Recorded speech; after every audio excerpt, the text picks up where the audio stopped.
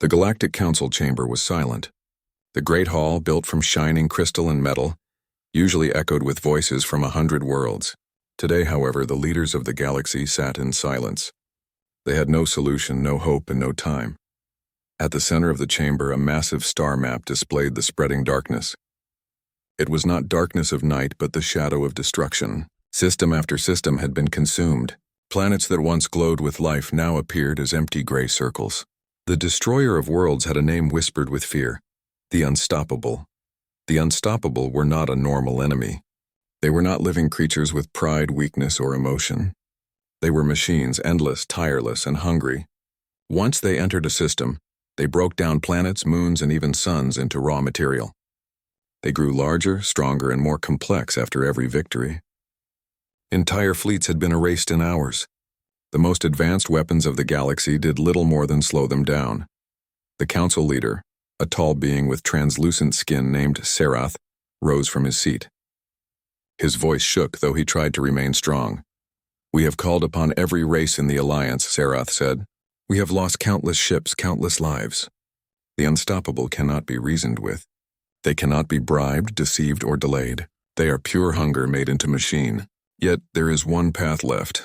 The oldest archives speak of a species not bound by logic or by fear. A species of endless adaptation. The humans, the name stirred the chamber. Some aliens hissed. Others whispered nervously. Humans were not part of the Galactic Alliance. They were too far, too wild, too unpredictable. Many only knew stories. Tales of a small, fragile-looking race that had survived wars, disasters, and even their own mistakes. A scholar with a head of feathers leaned forward. "You would bring them into this war? They are primitive. Their technology is weak compared to ours. Their history is violent. What can they do that we cannot?" Serath's eyes glowed faintly. "They can do what no one else can. They fight with something we do not understand. They fight with spirit. They fight as if every battle is the last. Perhaps that is what we need." The council argued, but desperation drowned doubt. At last, the decision was made. A summoning beacon was prepared. It would reach across the void, calling to the blue planet humans called Earth. Far away on the other side of the galaxy, Earth received the message. It was not a simple call, but a cry for help. Satellites picked up strange signals. Governments argued, scientists debated, and the world shook with fear and curiosity. For the first time in history, all nations set aside their rivalry. A choice was offered. Humanity could ignore the call and hope the machines never reached Earth. Or humanity could step forward, leave their homeworld, and fight in a war that was not their own. The decision came quickly. Humans had always fought for survival. Now survival meant standing together with strangers among the stars. Ships were built in haste. Some used alien blueprints shared through the beacon. Others were human designs, simple but tough. Crews were chosen: soldiers, pilots, engineers, medics, explorers, even thinkers and dreamers. Each one stepped forward, not knowing if they would ever return. Weeks later, the first human fleet arrived at the council world. To the aliens waiting, the sight was strange. The human ships were not elegant like alien craft. They were rough, armored, filled with sharp edges and heavy plating. They looked like hammers among glass blades. When the humans disembarked, the aliens were even more surprised. These creatures were not tall giants nor armored beasts. They were of average height with soft skin, varied shapes, and endless expressions on their faces. Yet their eyes carried something powerful. A human commander named Captain Aaron stepped forward. His uniform was simple, but his stance was firm. He looked at the council without fear. "We heard your call," he said. "You say you face something that cannot be stopped. Then let us try. Humanity has never met an enemy we could not at least fight. Show us the battlefield." The chamber filled with uneasy murmurs. Some aliens still doubted. Could such fragile beings truly fight the Unstoppable? But others felt a spark of hope. There was something about these humans, the way they stood, the way they spoke, that made one believe they could do the impossible. That night, as humans prepared for their first mission, the aliens watched them with curiosity. The humans laughed, shared stories, argued loudly, and then laughed again.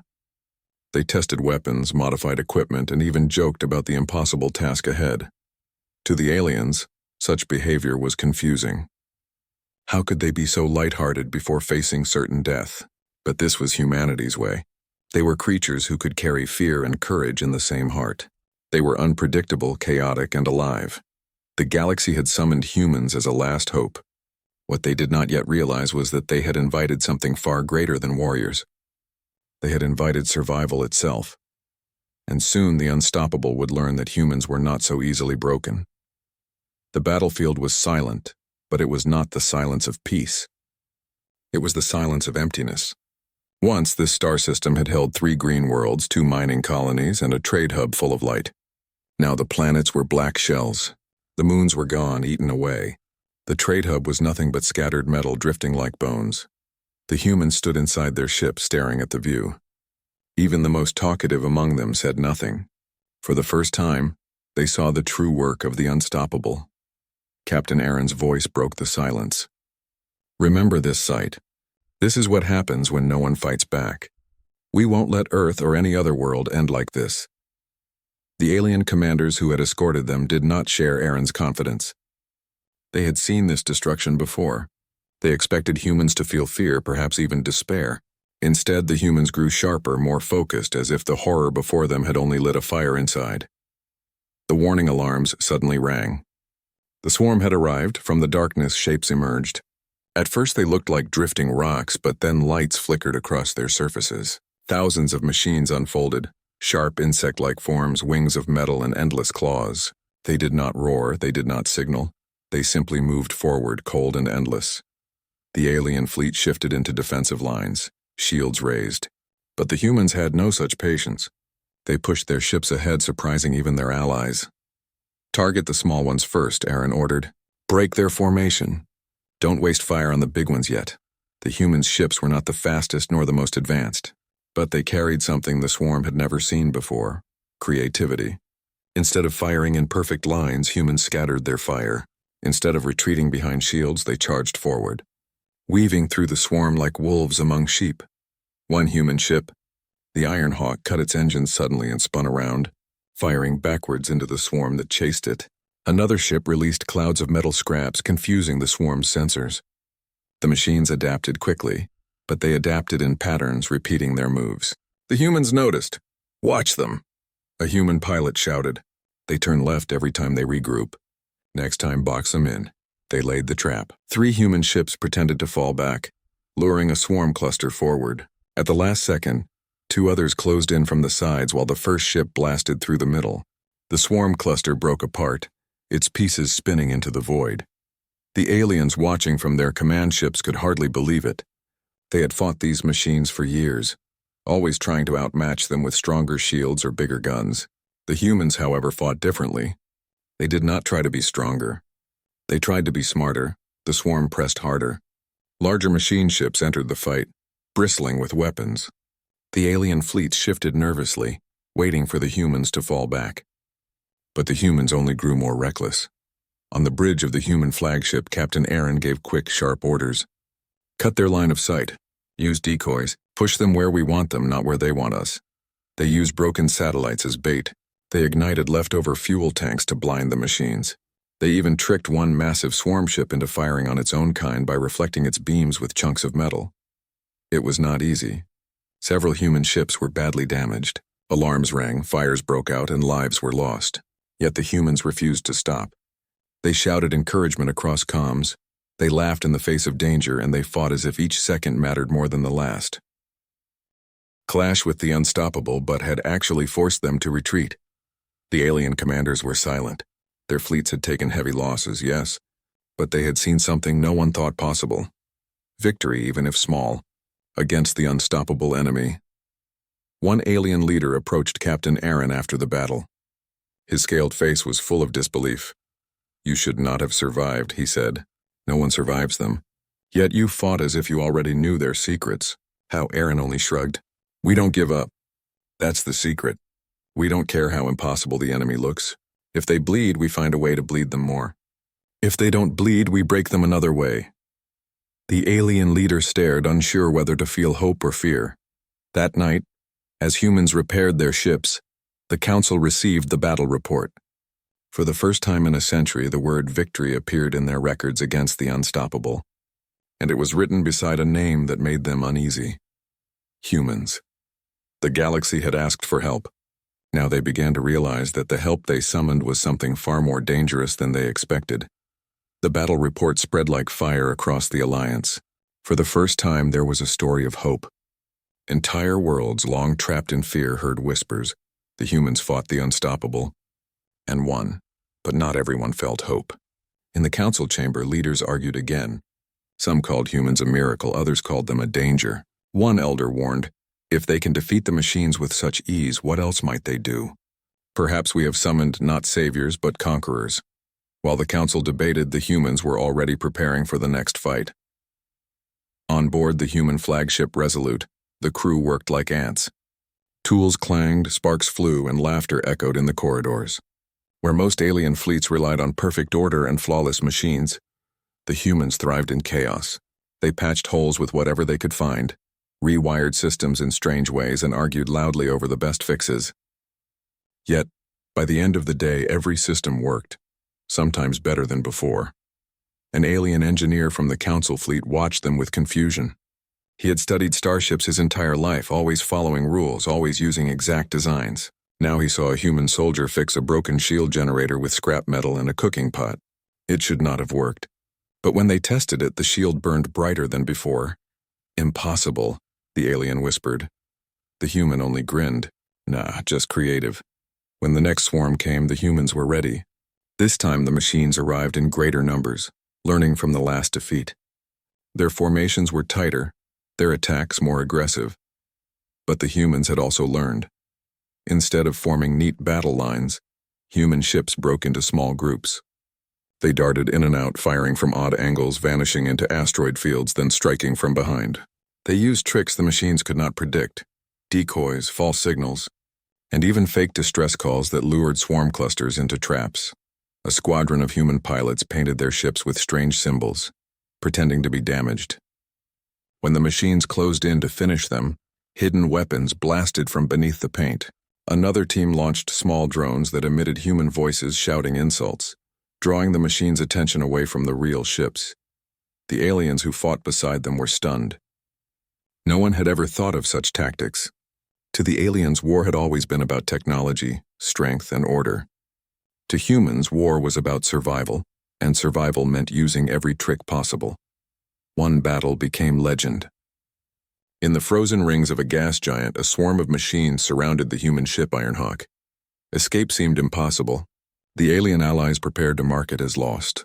But the humans had another plan.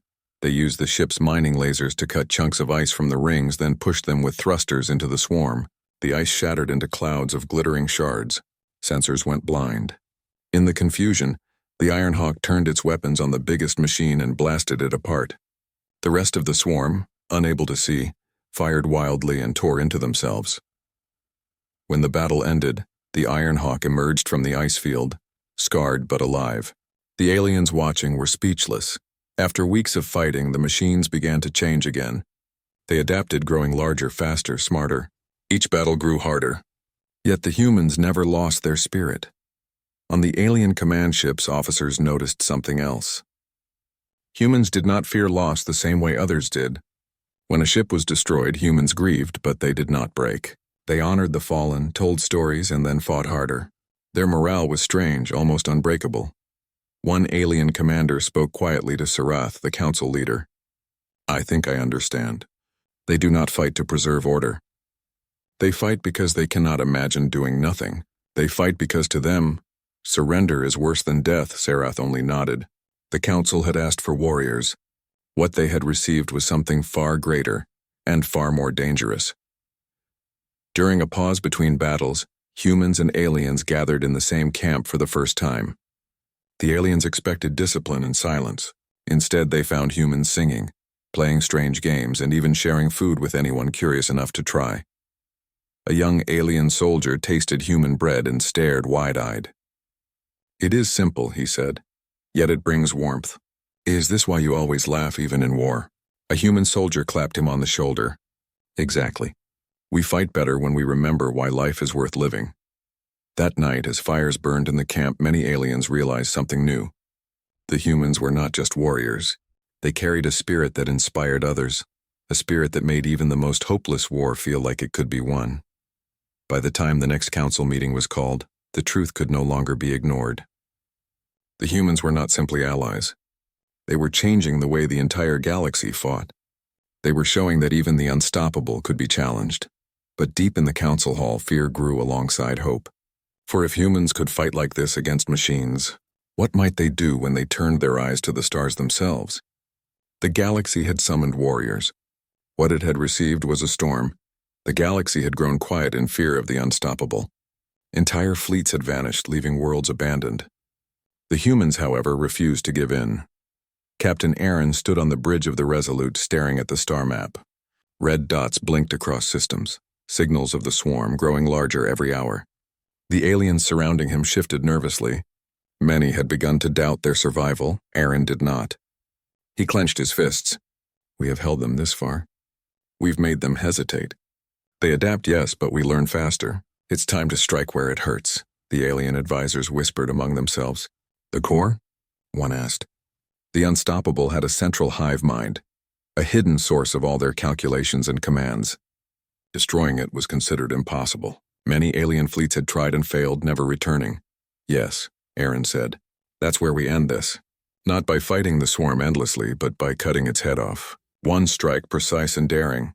The plan was simple in words, but deadly in action. A small squad of human ships would infiltrate the swarm's heart, guided by the alien scouts.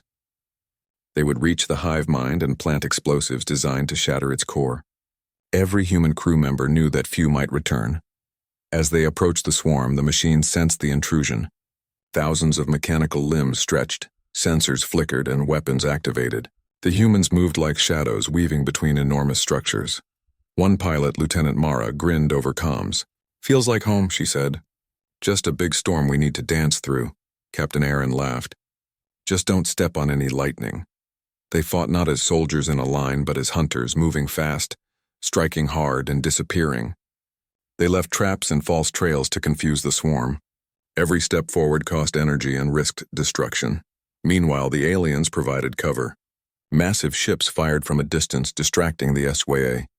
By the end of the battle, the field was littered with broken machines. For the first time in years, an Allied fleet had not only survived RM, but they could not enter the heart of the battle. Only humans could reach the hive mind directly. Inside the core, the swarm pulsed with light and energy. Machines connected in a web of power, communicating faster than any mind could comprehend. The humans' task seemed impossible. Steady, Captain Aaron whispered, gripping the control panel. We've survived worse. Explosives were deployed. The hive mind surged, sensing danger. Metal limbs struck out, energy pulses filled the chamber. Mara piloted her ship through a narrow passage, dodging beams and whirling mechanical arms. Another human engineer, Dax, triggered the charges. Done, he shouted. Get out now. The escape was chaos. Machines followed relentlessly, trying to stop them. Human ships fired at the swarm not just to kill, but to survive, weaving through explosions and falling debris. The alien fleets watched from afar, holding their breath. The humans had done what no one else could. They had reached the hive mind core. Now all they could do was hope. Then the explosion tore through the heart of the swarm. Light filled the void as the hive mind shattered. Signals vanished, structures collapsed, and the swarm broke apart in confusion. Without the core, the machines had no coordination. Even the largest forms wandered blindly, crashing into each other until nothing moved. On the human ships, cheers erupted. Tears flowed. They had done the impossible. The aliens approached the survivors with awe. Sarath, the council leader, stared at the humans. You have changed everything, he said. We expected warriors. We received legends. Aaron only shook his head. We didn't fight to be legends. We fought because someone had to.